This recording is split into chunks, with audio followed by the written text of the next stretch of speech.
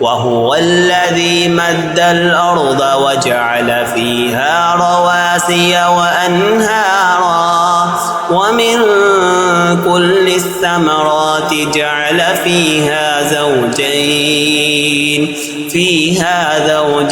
اثنين يغشي الليل النهار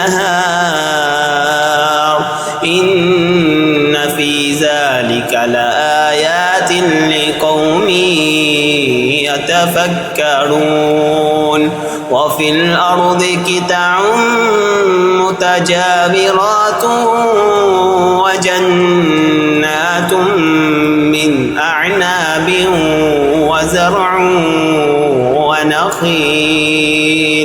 وزرع ونخيل سنوان